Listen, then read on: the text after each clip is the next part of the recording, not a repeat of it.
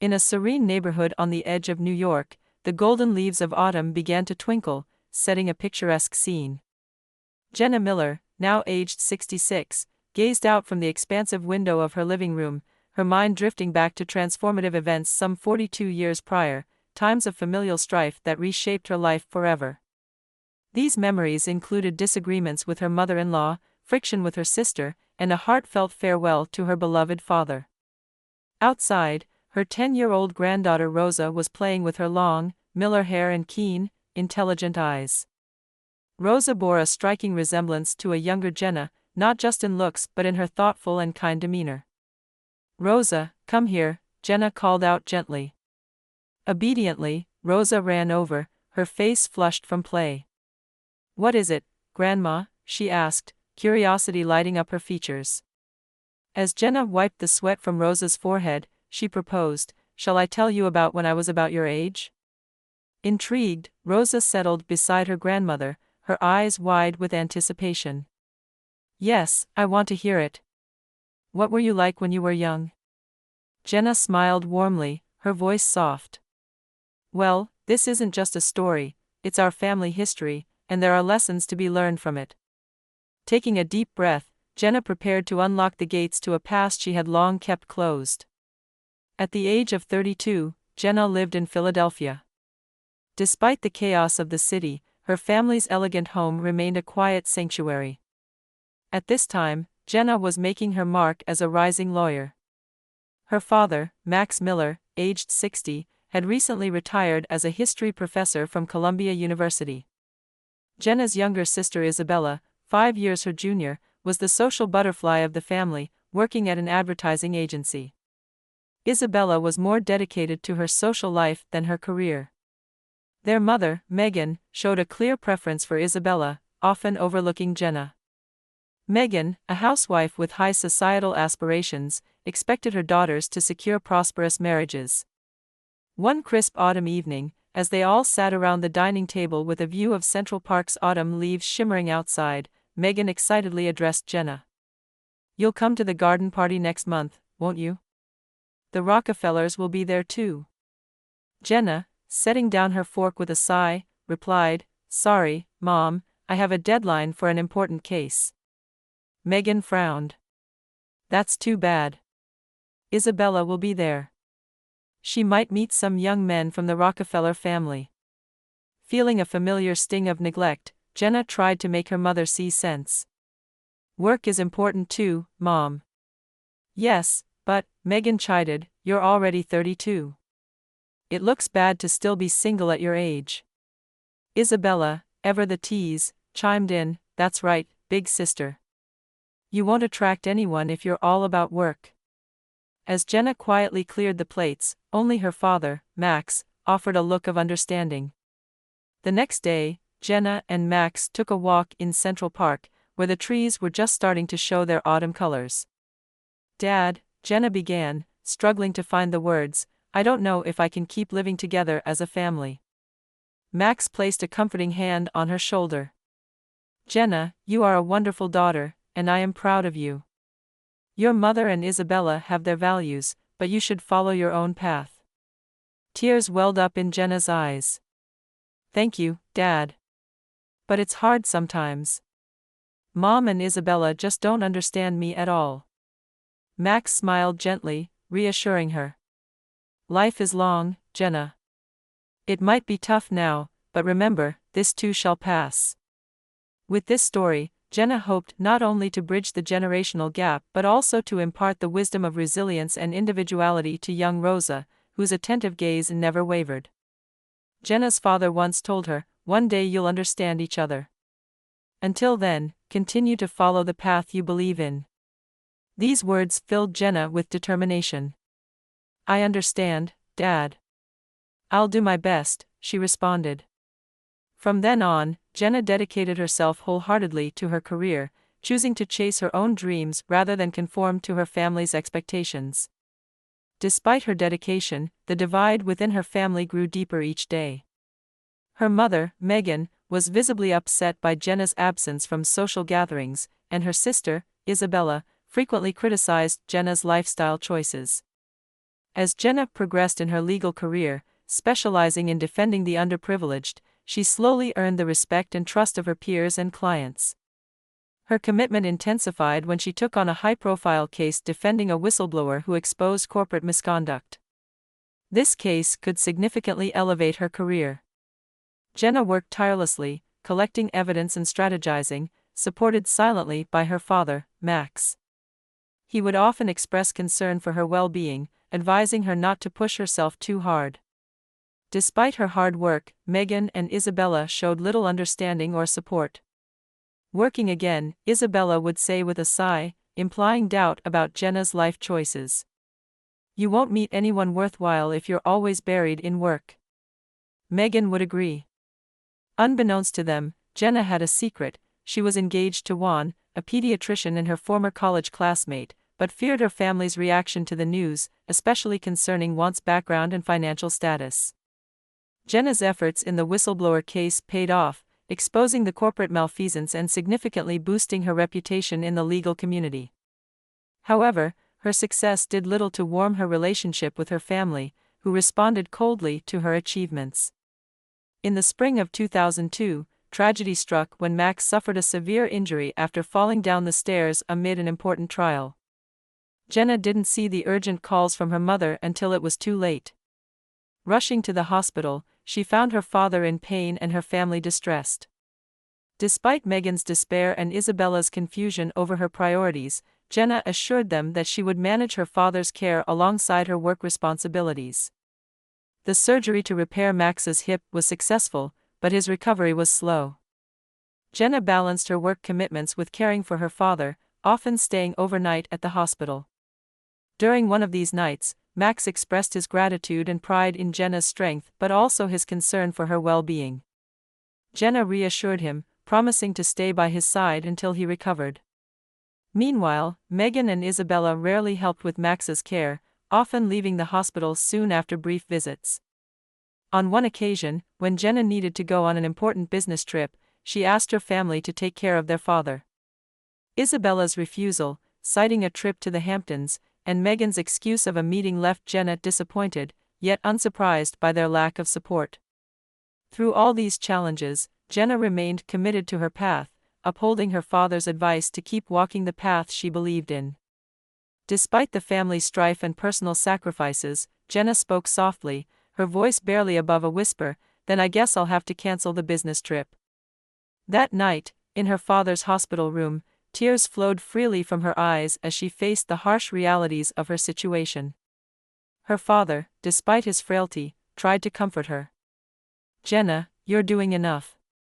Don't blame yourself," he said gently. Jenna, gripping his hand tightly, replied with resolve. "Dad, I'll do my best. I'll make sure you get better." As days turned into weeks, Jenna found herself juggling her demanding job and her father's care. Her colleagues were supportive, understanding the difficult balancing act she was performing.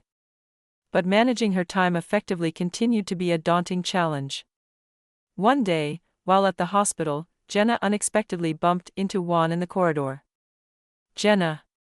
Juan called out, surprised to see her there. Despite her exhaustion, Jenna managed to smile. "Juan, what are you doing here?" Juan, who was doing rounds in pediatrics, returned her smile with a gentle one of his own. "Are you here taking care of your dad?" he asked. Jenna nodded. "Yes, that's right." Concern etched his features as he looked at her. "Are you okay? Are you not overdoing it?" Jenna sighed deeply. "Honestly, it's tough, caregiving, family issues. It's all piling up." Juan placed his hand on her shoulder reassuringly. "Let me know if there's anything I can do to help. Let's get through this together." Jenna felt a wave of gratitude wash over her. "Thank you, Juan. It's really comforting to have you here." Just then, hurried footsteps approached from the nurse's station. "Miss Miller," a nurse shouted. "Your father's condition has changed suddenly." Jenna's heart sank as she gave Juan a quick apologetic look and rushed to her father's room. Inside, doctors were bustling around. Max was in distress, breathing painfully. Dad! Jenna exclaimed, panic rising. One of the doctors turned to her. Miss Miller, your father has developed acute pneumonia. We need to move him to the ICU immediately. Shocked yet trying to remain composed, Jenna asked, what should I do for now? Please leave it to us. Can you contact your family members? The doctor instructed. Jenna nodded shakily and took out her mobile phone. Despite her reluctance, she knew this was not the time for hesitation. Mom, she said into the phone, Dad's condition has suddenly worsened. Come to the hospital right away. Megan's voice, full of surprise and anxiety, urged swift action. Jenna contacted Isabella similarly, who responded with a rare serious tone. Hours later, the whole family gathered in front of the ICU, listening as the doctor explained. Miss Miller, your father's condition is stable now, but it is still critical. The next few days will be crucial. Megan broke down crying, and Isabella was also in tears. Jenna stood quietly, a storm of emotions raging within her. That night, Jenna decided to stay at the hospital while Megan and Isabella went home. Tired and alone in the quiet in front of the ICU, Jenna felt a presence sitting next to her.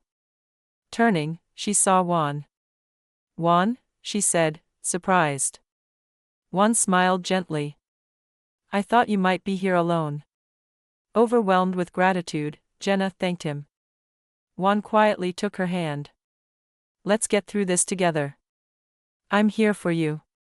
For the first time, Jenna allowed herself to express her emotions freely.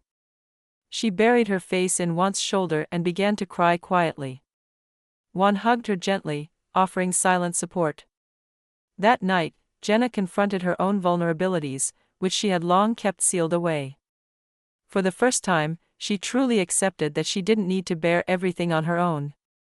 The next morning, Jenna received news that her father's condition had slightly improved. She sighed with relief as she looked out the window at the sunrise, signaling the start of a new day. Dad, please get better.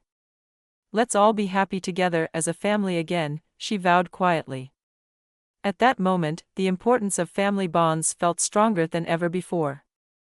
Though Max's condition fluctuated and full recovery seemed far off, Jenna visited the hospital daily, supporting her father during his rehabilitation. One day, the doctor called Jenna into his office with a grave expression. Miss Miller, we have the results of your father's tests, he began carefully. I'm sorry, but we found late-stage pancreatic cancer. Jenna was left speechless, the weight of the news anchoring her to the spot as she absorbed the dire implications for her beloved father. The doctor continued, his voice low. We found the cancer during the tests for his fracture. It's quite advanced. Unfortunately, there's little hope for effective treatment. A sense of despair washed over Jenna as she asked, her voice trembling, how much time does he have? The doctor sighed deeply. It's hard to say exactly, but probably between 8 months to a year. Holding back tears, Jenna resolved to cherish the time left with her father. She made the difficult decision to quit her job and devote herself fully to caring for him. Her partner, Juan, understood her decision completely. Jenna, I understand how you feel, Juan said kindly. Take the time you need. Your place is always open here. Thank you, Juan, Jenna said, filled with gratitude. That really helps. However, Megan and Isabella's reactions were less supportive. Jenna, are you crazy? Isabella said in dismay, shocked by her sister's decision to leave her career. To throw away your career like that? Megan agreed. That's right, Jenna. What are you planning to do after Dad passes? How will you live? Jenna responded, expressing her sadness and anger. Mom, Dad's well-being is what's important right now. Don't worry about me. Though she had quit her job, Jenna had well-earned support and could afford to pause her career. Yet she hadn't found the right moment to discuss this with her family. One day, while Jenna was tending to Max in the hospital room, he quietly opened his eyes. Jenna. Max called out in a weak voice. Dad, is something wrong? Jenna asked gently. Max smiled faintly. No, there's something I want to tell you. Jenna leaned in. What is it, Dad? About your fiancé, Max said slowly. I know about him. Jenna stared at her father in surprise. What? How? Max gently held his daughter's hand. I like to think I know you well. Seeing you happy, I suspected there must be someone. Was his name Juan? Can you tell me about him? Mixed with surprise and relief, Jenna began to talk to her father about Juan, how they met, how they understood each other, and their dreams for the future. The more she spoke, the brighter her expression became. Max listened intently, pleased. I'm happy to see you so happy, he said. But why didn't you tell Mom and Isabella? After a brief silence, Jenna quietly answered, I was afraid of how they would react. I thought they might make an issue of Juan's family background or wealth. Max sighed deeply. I see. Certainly, those two can be a bit biased in their thinking. But Jenna, your happiness is what's most important. They'll come to understand that eventually. Thank you, Dad, Jenna said, encouraged by her father's words. But I still need a little more time. Max nodded, understanding. I trust your judgment. He then seemed to remember something else. That's right, Jenna, there's something I need to tell you. What is it, Dad? Jenna leaned in. I've paid for your wedding and the down payment for your new apartment, Max said, his voice tinged with pride. Jenna was shocked. But, Dad. Seeing his daughter's reaction, Max smiled. Actually, I've been saving a little ever since you became a lawyer, for your future. Jenna was at a loss for words, feeling a warmth in her chest from her father's deep affection. Max continued, I want you to be happy with Juan. You can be happy. I can see that. Thank you so much, Dad, Jenna replied, holding back tears as she gripped her father's hand. I promise I will be happy. Max smiled faintly. I'm glad to hear that. But Jenna, there's one more thing I'd like to ask. Anything, Dad, Jenna replied earnestly. Max hesitated for a moment before speaking quietly. It's about your mother and Isabella. Could you forgive them? Jenna stared at her father in surprise, but Max continued. They have their circumstances, especially your mother, he explained carefully. Actually, she had a tough time when she was young. Your mother's family was very strict. She was never allowed to pursue her own dreams and was always forced to meet the expectations of those around her. And unknowingly, she directed that suffering towards you and your sister. For the first time, Jenna learned about her mother's past and was struck by complex emotions. I never knew that, she murmured. Max continued, Isabella has also been strongly influenced by your mother. They don't understand the pain. His voice trailed off as he recalled the past, his eyes narrowing as he shared these revelations. Jenna listened quietly, the new knowledge reshaping her understanding of her family dynamics. As Jenna learned about the complex histories and struggles of her family, it gave her a fresh perspective on their behaviors and interactions. Her father, Max, held her hand gently, imparting a piece of heartfelt advice. I'm not asking you to understand them completely, he said softly. But if there's a chance for reconciliation, I hope you'll cherish it. Family is irreplaceable, after all. Jenna nodded slowly, absorbing his words. I understand, Dad. I can't promise anything, but I'll try. Max seemed relieved by her response. That's enough for me. Jenna, I believe in you. From then on, Jenna cherished every moment she had with her father. She brought Juan to the hospital, and together, the three of them talked about their future plans. Max's eyes lit up as he spoke about the grandchildren he hoped to meet someday, expressing his wishes for Jenna and Juan to build a happy home together. Despite this, Max's condition continued to decline, and Jenna stayed devotedly by his side, savoring their last moments together. On a quiet night, as Jenna held her father's hand in the dim light of the hospital room, Max suddenly opened his eyes. Jenna, his voice was hoarse. I'm proud of you. Those were his last words. Max Miller passed away peacefully, watched over by his loving daughter. Jenna wept bitterly, her grief profound and overwhelming. Juan rushed to her side, offering silent support and warmth during this heartrending time. Max's funeral was a dignified affair, true to his character. Many of his students and colleagues attended, sharing memories of his passion for academia and his warm personality. Jenna, as the chief mourner, spoke about her father's love for his academics and his family, declaring that his teachings would continue to live on in their hearts. However, Megan and Isabella appeared restless during the funeral, frequently checking their phones and engaging in casual conversation with other attendees. Jenna was pained by their behavior but remembered her father's words about forgiveness and managed to suppress her anger.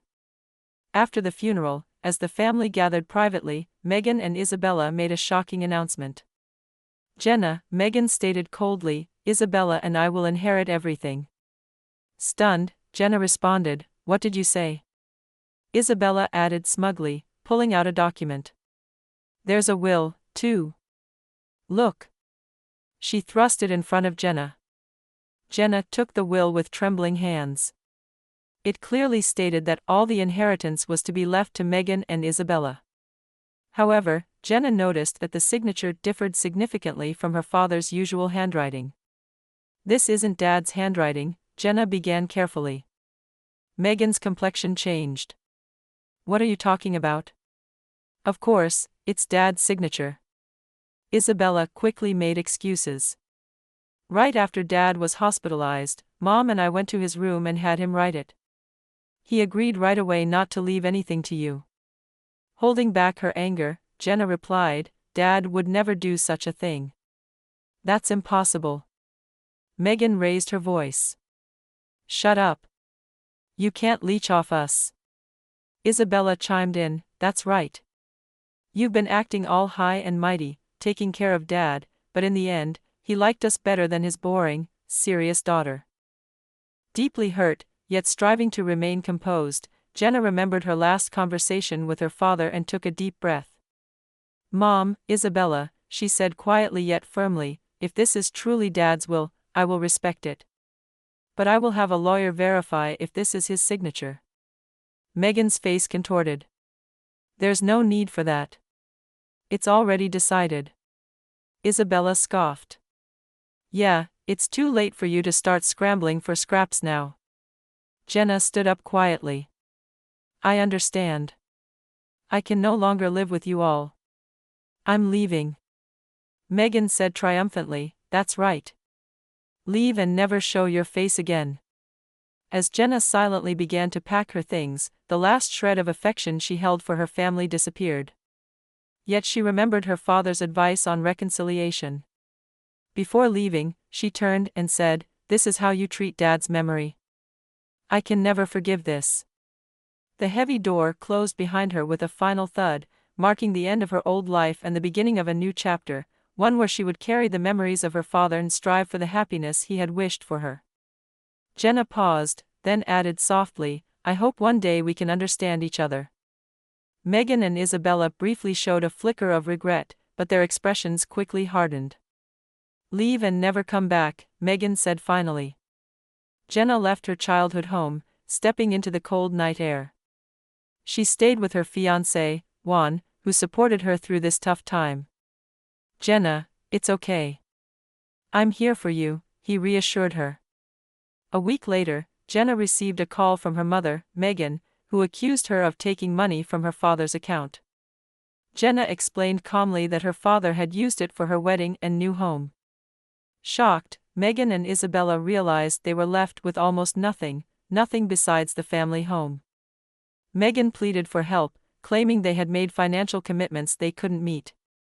Jenna, recalling their insensitivity at the funeral, responded firmly, "It's too late for apologies now. From now on, you'll have to live on your own."